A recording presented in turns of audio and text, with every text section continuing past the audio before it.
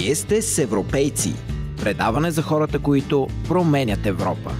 Наскоро Европейският съюз разреши щурците и червеите да бъдат част от менюто ни. Печените насекоми отдавна са гурме специалитет в Мексико, Бразилия, Китай, Тайланд. Сигурно вече потръпват от отвращение, но пък бисквитите, кексовете или дори чипсовете, в които има брашно от щурци, се оказват, че са здравословни. Ще ядем и ще пеем.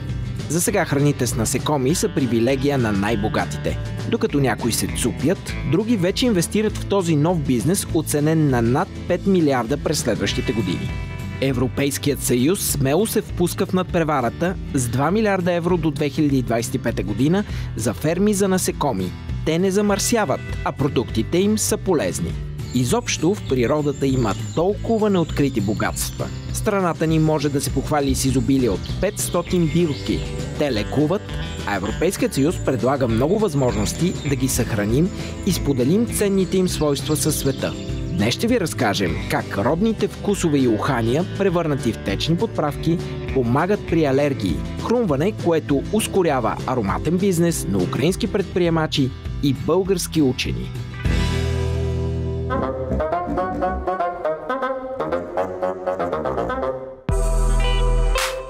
Часът няма значение. На една българска улица една украинска мечта вече се сбъдва, защото мечтателите работят денонощно.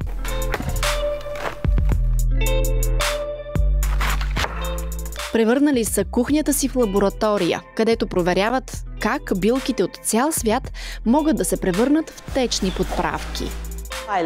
Обожавам аромата на билките. Живяла съм в Щатите, Перу, Южна Корея, Тайланд.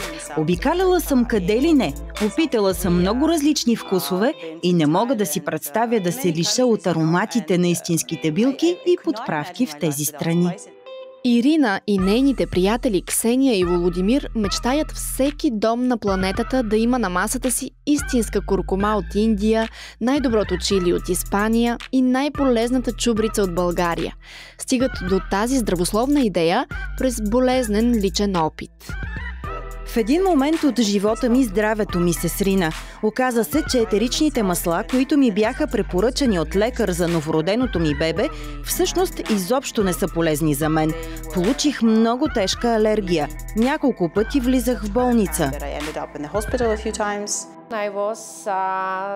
Бях на 32 и реших, че трябва да отслабна. Казах си, че ще се храня здравословно. От незнание кое е наистина полезно, влязох в болница. Ето вижте тази кайсия. Красива е, но е химично обработена. Тази е по-грозна, но е истинска. А аз в продължение на половин година всяка сутрин ядях това. И развих алергия. Вече не мога да ям нищо с изкуствени аромати. Разбрахме, че всичко, което е мислила за здравословно, всъщност я е убивало. Никой не говореше за възможни опасности, за храна с пестициди, например. Затова ние решихме, че ще направим нещо истински полезно, за да помогнем на други хора да не стигат до положението на Ирина и Ксения. А Ирина и Ксения решават първо да помогнат на себе си. Те, както и 27 милиона европейци, страдат от алергии. Започнах да проучвам. Оказа се, че някои масла, ароматизатори и есенции може и да са вредни. Разбира се, нищо няма да ти стане от една капка. Но капка по капка имунната ти система стига до момент, в който не може да понесе повече. Това се случи при мен. Имунната ми система не издържа. В същото време аз нямам никаква алергия към никое растение. Мога да консумирам всякакви билки, колкото си искам. Не е така с етеричните масла, в които уж има такива билки. Една капка върху кожата ми може да ме прати в болница. Решават, че трябва и може да има здравословен продукт, в който да е събрано всичко полезно от билките. От корена до листата. Бяхме решени да намерим свой начин, а това струва много умуване, търсене, намиране, проби и грешки. Ние сме стартъп, който се роди в кухнята. Буквално. Сами на себе си бяхме опитните зайчета. Първо опитвахме и след това носехме до лабораторията. Пържихме, пекохме, мачкахме, дъвчехме. Всичко, за да разберем как. Въпросът беше как да извлечем най-доброто от това растение и да го запазим за този, който някой ден ще готви с него. Това беше най-голямата ни задача – да знаем всичко за всяка билка, защото всяка от тях носи нещо свое. Нещо, което го няма никъде другаде. Дори лайката в Америка е една, лайката в България друга, защото са били при различен климат. Ние искахме да знаем всичко. Научих се да различавам доброто от некачественото. Това ново начало за тях съвпада и с новите цели на Европейския съюз – да се пести енергия и да се произвежда чисто.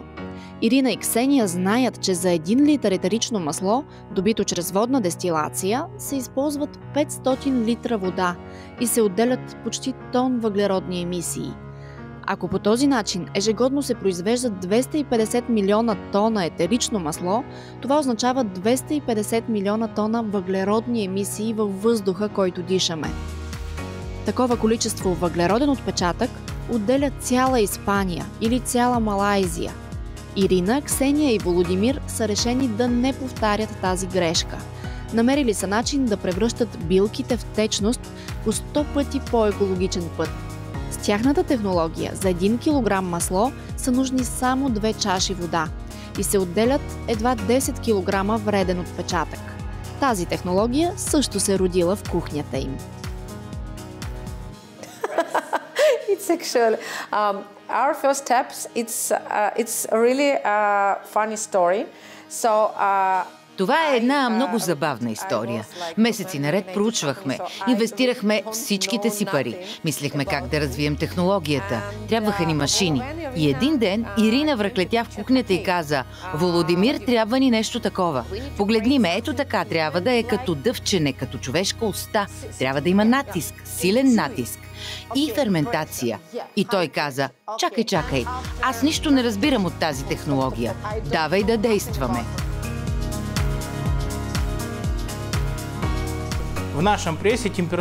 С нашата преса билките не се загряват, температурата не се покачва повече от 40 градуса и съответно продукцията не кипва и не е вредна. Започнахме с една преса, после с друга, по-добра. След време даже искаха да ни купят чертежите, но те не се продават. Машините са направени специално за нашите подправки. След дълги години четене, проби и грешки, днес извличат течност от полезните растения, достъпна и лесна за използване от всяка домакиня. Но по-важното за тях – не съдържа нито грам изкуствена съставка.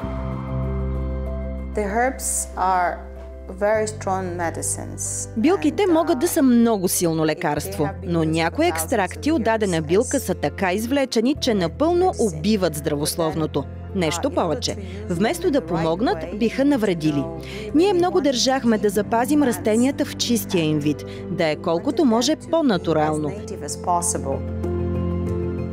Тази идея можеше да се развива в друга държава. Можеше да е даже извън границите на Европа. Но един от инвеститорите, които решават да вложат пари в нея, поставя условие. Ще инвестирам в тази технология, но при едно условие. Искам да развиете идеята си в страна, която е стабилна и ще даде по-голяма сигурност за бизнеса. Можехме да отидем в Америка, да, но България е дом на 500 от общо 800 растения, които лекуват. България е съкровищница. Това за нас беше достатъчно, за да вземем решение.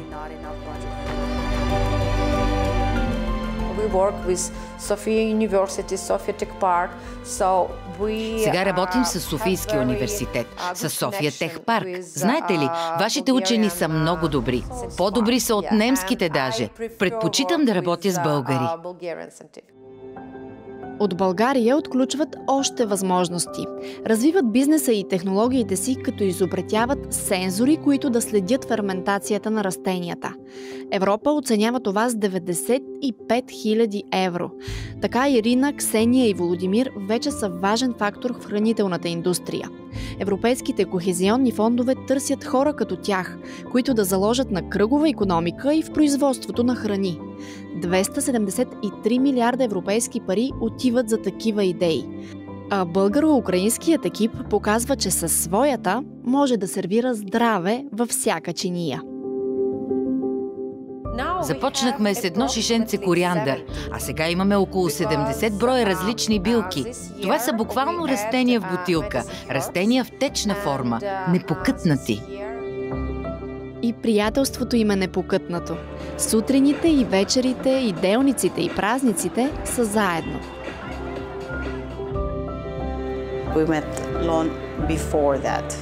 Ние сме приятели преди всичко и то много преди да се захванем с това.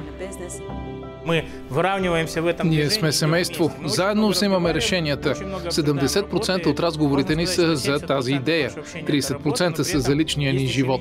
Но това няма значение. В края на деня просто искаме да създадем нещо, което да е от полза на хората. Все люди могли этим пользоваться, это было доступно.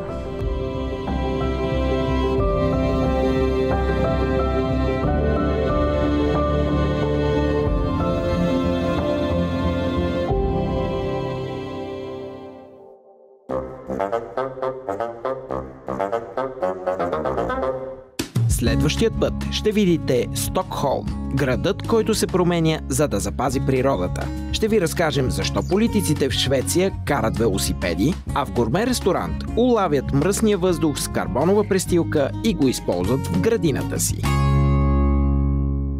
За още интересни истории последвайте ни в социалните мрежи и в сайта на предаването Европейци.